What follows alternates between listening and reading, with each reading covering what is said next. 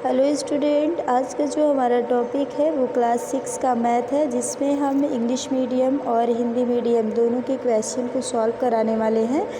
और ये हमारा चैप्टर 6 चल रहा है बच्चे, जिसका नाम है इंटीजर यानी कि पूर्णांक। तो उसके एक्सरसाइज 6.1 को हम यहाँ सॉल्व कराएंगे।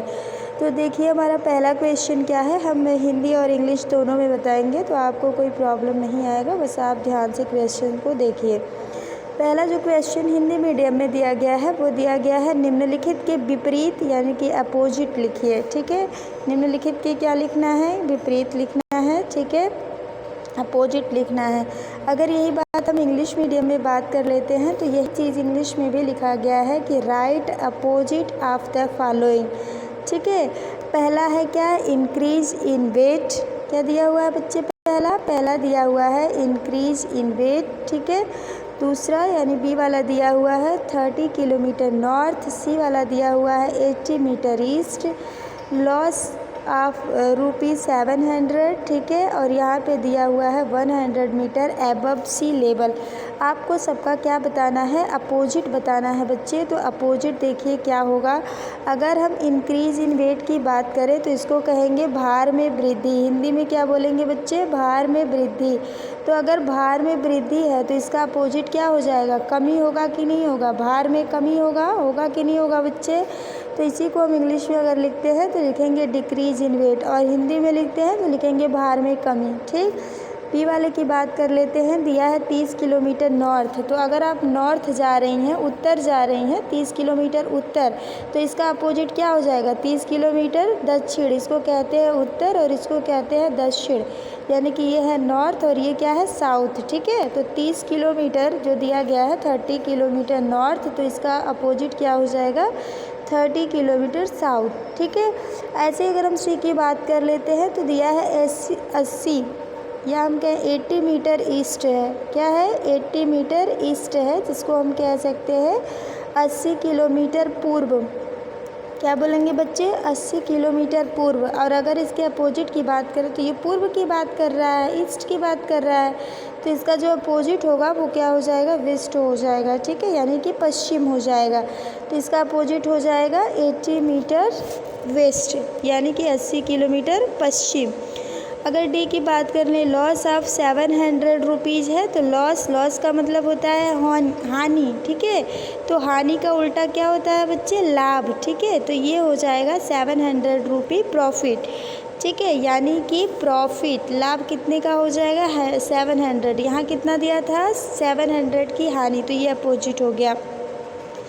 अगर हम ई की बात कर ले तो क्या दिया हुआ है, 100 मीटर। क्या दिया हुआ है, 100 मीटर एबव सी लेवल, यानी कि समुद्र तल से बच्चे क्या है, 100 मीटर ऊपर है।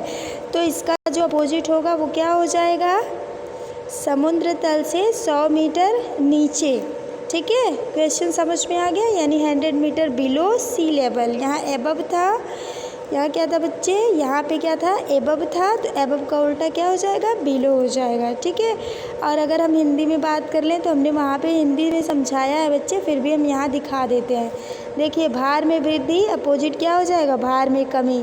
30 किलोमीटर उत्तर दिशा, अपोजिट क्या हो जाएगा, 30 किलोमीटर दक्षिण दिशा।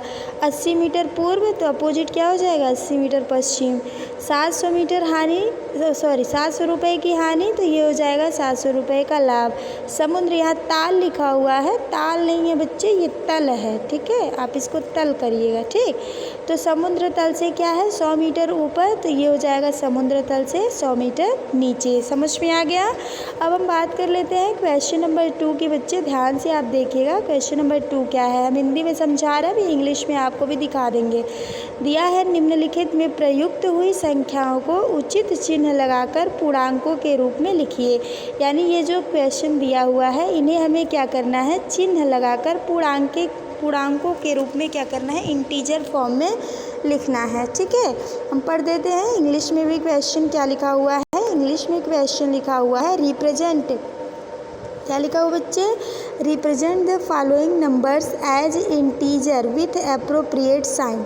ठीक है, यानी कि जो ये दिया हुआ है इनको हमें क्या करना है कि इंटीजर में एप्रोप्रिएट साइन के साथ लिखना है। ठीक है, तो पहला हमारा क्या है, पहला देखिए ध्यान से, इसका हमने PDF आपको पहले ही प्रोवाइड कर दिया था, बस आपको वीडियो समझना है, ठीक है। तो पहला क्वेश्चन दिया हुआ है ए वाला, एक हवाई जहाज़ भूमि से 2000 मीटर की ऊंचाई पर उड़ रहा है। क्या है, एक हवाई जहाज़ भूमि से 2000 मीटर की ऊंचाई पर उड़ रहा है। तो ध्यान रखिएगा, ऊपर वाली चीज़ें पॉजिटिव लिखी जाती हैं। कैसे लिखी जाती हैं, पॉजिटिव। पॉजिटिव मतलब क्या होता है कि ऊपर वाली जो संख्याएं होंगी वो आपकी हो जाएंगी धनात्मक। क्या हो जाएंगी बच्चे, धनात्मक। ध्यान से देख लीजिए, एक बार समझ लीजिए, तब ज़्यादा समझ में आपको आएगा, हम बता दे रहे हैं, ठीक है। अगर हमें क्या करना है कि आपको बताना है क्या पॉजिटिव क्या निगेटिव होता है। तो अगर ये लाइनें हैं, ये देखो लाइनें हमने बना दी, तो ये ऊपर वाला क्या होता है, पॉजिटिव होता है यानी धनात्मक होता है, और ये नीचे वाला क्या होगा, ऋणात्मक। ऐसे ही इधर जो है यानी दाएं में जो है वो पॉजिटिव होता है और बाएं में जो होता है वो क्या होता है, निगेटिव होता है। तो बात समझ में आ गई। जब भी ऊंचाई की बात होगा तो वो पॉजिटिव में लिखा जाएगा यानी प्लस में, और अगर गहराई की बात होगी तो माइनस में लिखा जाएगा, ठीक है। और अगर मान लो दाएं की बात होती है तो प्लस में लिखा जाएगा, और अगर बाएं की बात होगी तो क्या होगा, माइनस में लिखा जाएगा। तो यह है एक हवाई जहाज़ भूमि से 2000 मीटर की ऊंचाई पे उड़ रहा है। तो 2000 को हम क्या कर देंगे, प्लस के साथ लिख देंगे, तो ये हो गया प्लस 2000 मीटर। ऐसे ही एक पनडुब्बी समुद्र तल से 800 मीटर की गहराई पे चल रही है। तो 800 मीटर को क्या कर देंगे, माइनस के साथ लिख देंगे। खाते में 200 रुपये जमा करना है, यानी जब खाते में 200 रुपया जमा किया जाएगा तो वृद्धि होगा ना, तो वृद्धि में प्लस लिया जाएगा। जमा करना प्लस लिया जाएगा, निकालना, ठीक है, तो कम हो जाएगा तो वहाँ माइनस लिया जाएगा। खाते से 700 निकालना तो ये माइनस हो जाएगा। बात समझ में आ गई। यही चीज़ें हम इंग्लिश में पढ़ देते हैं बच्चे। देखिए क्या लिखा हुआ है, लिखा हुआ है, ध्यान से देखिए,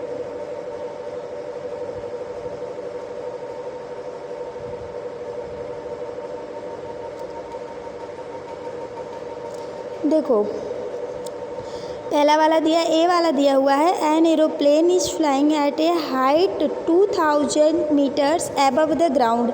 एबव दिया गया है तो एबव के लिए क्या लिखेंगे, प्लस 2000 हो जाएगा। ए सबमरीन जो दिया गया था, a submarine is moving at a depth 800 meters below the sea level. Below है, नीचे की बात कर रहा है तो माइनस 800 हो जाएगा मीटर। उसके बाद सी वाला कह रहा है ए डिपॉजिट ऑफ ₹200। अगर हम डिपॉजिट कर रहे हैं यानी जमा कर रहे हैं 200, तो 200 को किस में लिखेंगे, प्लस में लिखेंगे, ठीक है। ऐसे ही विदड्रॉ ऑफ ₹700 यानी 700 हम निकाल रहे हैं तो हम 700 के साथ क्या लगाएंगे, माइनस लगाएंगे। बात समझ में आ गई बच्चे। अब हम बात कर लेते हैं तीसरे की, ठीक है। तीसरा क्वेश्चन क्या दिया हुआ है, ध्यान से देखिएगा। तीसरा क्वेश्चन दिया हुआ है बच्चे कि निम्नलिखित संख्याओं को संख्या रेखा पर निरूपित करिए। तो अभी हमने क्या किया, ये हमारा संख्या अगर रेखा है तो ये बीच में क्या होगा, 0 होगा, और इधर वाली जो नंबर्स होंगी वो क्या होंगी, पॉजिटिव होंगी। क्या होंगी बच्चे, पॉजिटिव होंगी। और इधर वाली संख्याएँ वही सेम लिखेंगे लेकिन क्या होंगी, निगेटिव होंगी। बात समझ में आ रही है। तो ये होता है संख्या रेखा पर निरूपित करना। तो हमें जो संख्या कह रहा है निरूपित करने के लिए, उन्हीं संख्याओं को हम क्या करेंगे, इस संख्या रेखा पर निरूपित कर देंगे। यानी अगर इंग्लिश में बात करें तो क्या कहता है, नंबर लाइन पर नंबर्स को क्या करना रहता है, हमें रिप्रेजेंट करना रहता है। तो जैसे +5 है तो +5 के लिए आपको क्या करना पड़ेगा, यहाँ पे देखो, यहाँ बीचों बीच 0 लिखा गया। इधर वाली संख्याएं पॉजिटिव होती है, 1 2 3 4 5, यही है हमारा 5। तो संख्या रेखा पर हमने दिखा दिया। अगर आप चाहो तो इधर वाले को निगेटिव में भी संख्याएं दिखा सकती हैं, नहीं मन कर रहा है तो कोई बात नहीं। तो ये जो 5 है यही हमारा संख्या रेखा पर निरूपित हो गया। बात समझ में आई, जो एरो लगा के लिखा हुआ है। ऐसे अगर हम बी वाले की बात कर लें तो बी वाले में हमें क्या दिखाना था, -10। तो यहाँ पे देखो 0 लिखा गया। क्यों यहाँ पे लिखा गया बच्चे, इधर भी लाइन बढ़ सकती है, ठीक है, इधर लाइन को बढ़ाया जा सकता है। तो -10 दिखाना है तो माइनस वाली संख्याएं इधर ही होंगी ना, बताए थे हम ना कि इधर निगेटिव वाली संख्याएं होती हैं। तो इधर लिखेंगे क्या, -1 -2 -3 -4 -5 -6 -7 -8 -9 -10। कितना दिखाना है हमको, -10। तो -10 पे हमने ऐसे एरो लगा दिया। बात समझ में आ गई बच्चे। और ये ध्यान रखना कि ये जो बीच में नंबरिंग की जा रही है ना 1 2 3 4, इनके बीच का जो दूरी है वो बराबर होगा, ठीक है। ऐसा नहीं कि एक कम बनाना है तो एक ज़्यादा बनाना है। ये वाली जो दूरी है, जैसे मान लो यहाँ 0 है तो ये 1 2 3, ये वाली जो दूरियाँ हैं बीच बीच की, ये क्या होंगी बच्चे, बराबर होंगी। ठीक है, समझ में आ गई बात। ऐसे ही +8 को भी दिखा देंगे, लेकिन +8 हमारा इस साइड में होगा। ठीक है, यहाँ से देखो ऐसे लिखा गया, यहाँ 0 है, इधर वाले +8 है, यहाँ पे एरो लगा दिया गया है।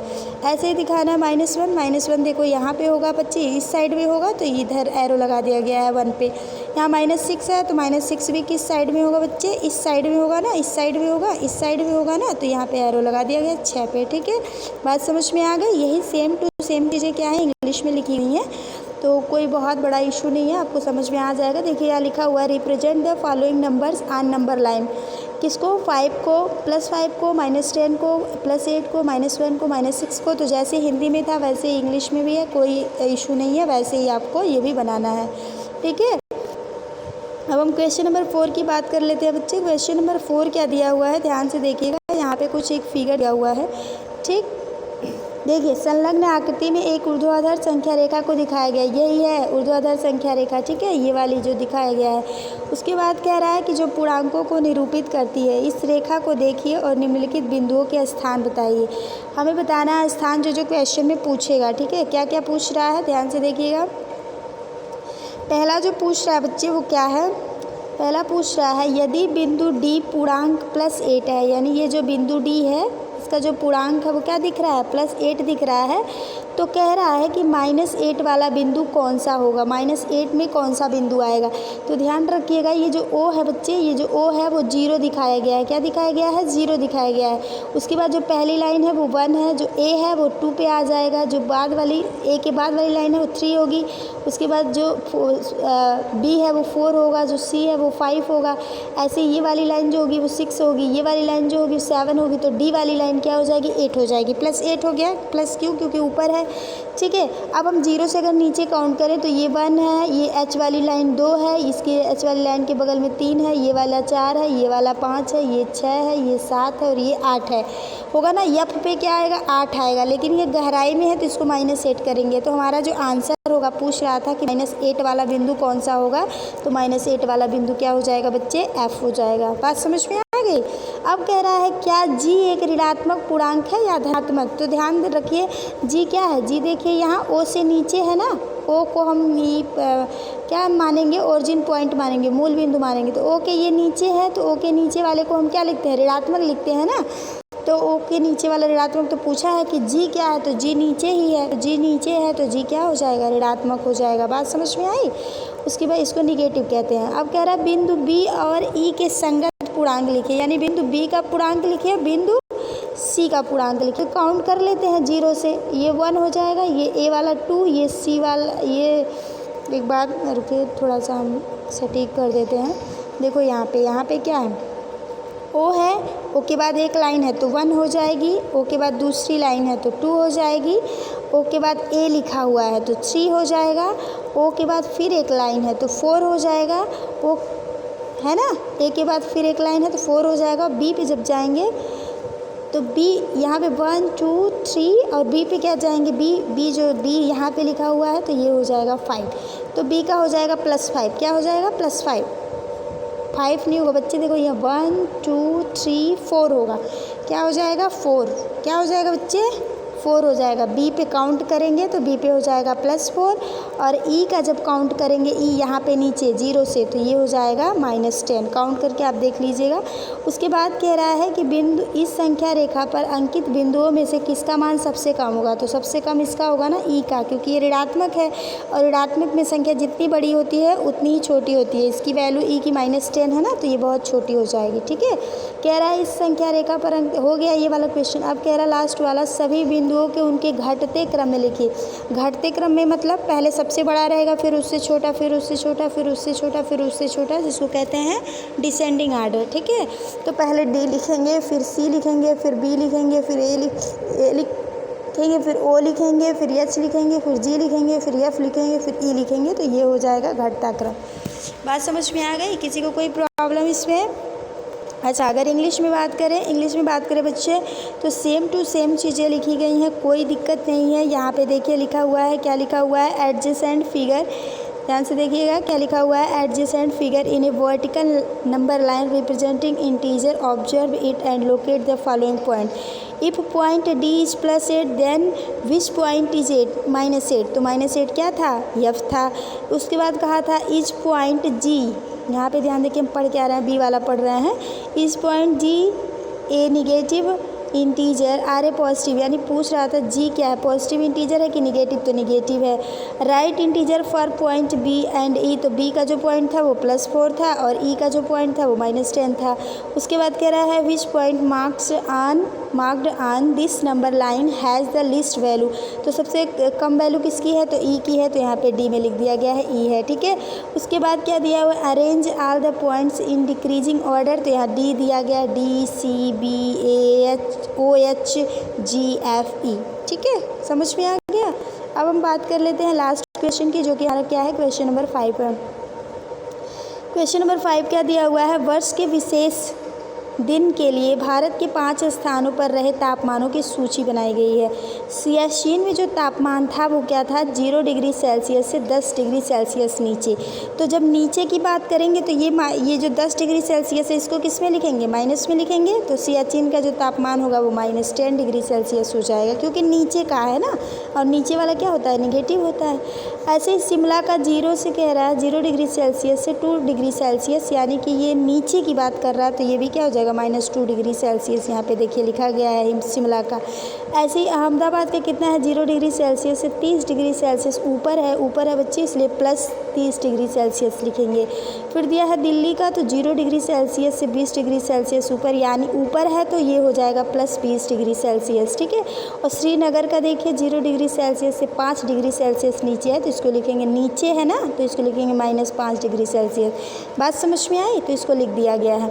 उसके बाद देखिए पहला क्वेश्चन हमारा क्या था, पहला क्वेश्चन था इन स्थानों के तापमानों को पूर्णांकों के रूप में लिखिए, तो हमने यहाँ पूर्णांकों के रूप में लिख दिया, ठीक है। अब बी वाला क्या कह रहा है, निम्नलिखित संख्या रेखा डिग्री सेल्सियस में तापमानों को निरूपित करती है, तो उपरोक्त स्थानों के नाम संख्या रेखा पर उनके तापमानों के संगत अंकित कीजिए। यानी ये जो संख्या रेखा दी हुई है इसी पे आपको उन शहरों का नाम लिख देना है, जो स्थान दिया गया है उनका क्या करना है, नाम लिख देना है। तो जो सियाचिन था, यहाँ देखिए 10 डिग्री सेल्सियस था, तो 10 यहाँ है, तो यहाँ पे एरो लगा के लिख दिया गया है सियाचिन। शिमला क्या था, 2 डिग्री सेल्सियस था, तो 0 से 2 यहाँ आएगा, तो यहाँ लिख दिया गया है शिमला, ठीक है। अब देखिए अहमदाबाद 30 डिग्री सेल्सियस पॉजिटिव है, तो यहाँ पे 30 डिग्री है पॉजिटिव साइड में, तो इसको अहमदाबाद लिख दिया गया है। उसके बाद 20 डिग्री सेल्सियस दिल्ली है, तो ये प्लस में है, तो यहाँ भी इसको क्या कर दिया गया है, प्लस वाले साइड में लिख दिया गया है दिल्ली 20 पे। और श्रीनगर -5 है, तो यहाँ पे देखिए -5 है, तो इसको श्रीनगर को -5 पे दिखाया गया। बात समझ में आई। अगला क्वेश्चन क्या है हमारा, अगला क्वेश्चन है कि कौन सा स्थान सबसे ठंडा है, तो सबसे ठंडा स्थान कौन सा है, सियाचिन है। माइनस में देखें तो -10 डिग्री सेल्सियस सबसे छोटा होगा ना, -2 डिग्री सेल्सियस जो का बड़ा होगा। अब आप कहेंगे ये 2 बड़ा है और ये 10 छोटा है, इसलिए है बच्चे कि अगर माइनस लगा हुआ है तो जितनी बड़ी संख्या होती है उतना ही वो छोटा हो जाता है। तो 10 बड़ा है 2 से, तो ये छोटा हो जाएगा क्योंकि माइनस लगा हुआ है। तो सियाचिन सबसे ठंडा प्रदेश है, ठीक है, या प्रदेश नहीं कहेंगे, सबसे ठंडा स्थान। उस स्थानों के नाम लिखिए जिसका तापमान 10 डिग्री सेल्सियस से ऊपर है। तो 10 डिग्री सेल्सियस से ऊपर देखिए ये 2 है, 30 डिग्री सेल्सियस और 20 डिग्री सेल्सियस। नाम क्या है, अहमदाबाद दिल्ली, ठीक है, समझ में आ गया। ये लास्ट क्वेश्चन हम पढ़ देते हैं। यहाँ पे वही चीज़ें दी गई हैं, क्या दी गई हैं, फॉलोइंग, यही हम पढ़ रहे हैं, ध्यान से देखिएगा। Following is the list of temperature of 5 places in India on the particular day of the year. Place दिया गया है, टेम्परेचर दिया गया है। फिर जो है पहला क्वेश्चन कह रहा है कि right the temperature of these places in the form of integer in the blank column, यानी कि ये जो ब्लैंक कॉलम दिया गया इनको इंटीजर फॉर्म में लिखना है, तो यहाँ पे लिख दिया गया, हमने हिंदी में समझा दिया। और ये बी वाला क्या दिया है, following is the number line representing the temperature in degree Celsius, यानी जो डिग्री सेल्सियस में हमारे टेम्परेचर हैं इनको हमें क्या करना है कि इन्हीं नंबर लाइन पर रिप्रेजेंट करना है, जो कि यहाँ पे दिखाया गया है, ठीक है। हमने हिंदी में आपको अच्छे से समझाया है। उसके बाद अगला जो क्वेश्चन है हमारा वो कह रहा है कि which is the coolest place, तो which is the coolest place में सियाचिन आ जाएगा। Write the name of place where temperature are above 10 degree Celsius. तो 10 डिग्री सेल्सियस से अबव में कौन था, 30 और 20। तो ये दोनों जगह कहाँ के हैं, अहमदाबाद और दिल्ली के हैं। तो ये हो गया हमारा आंसर। उम्मीद है आपको समझ में आ गया होगा, कोई प्रॉब्लम नहीं होगा। फिर भी अगर आपको कोई प्रॉब्लम रह जाती है तो आप लोग कमेंट बॉक्स में ज़रूर बताइएगा, ठीक है।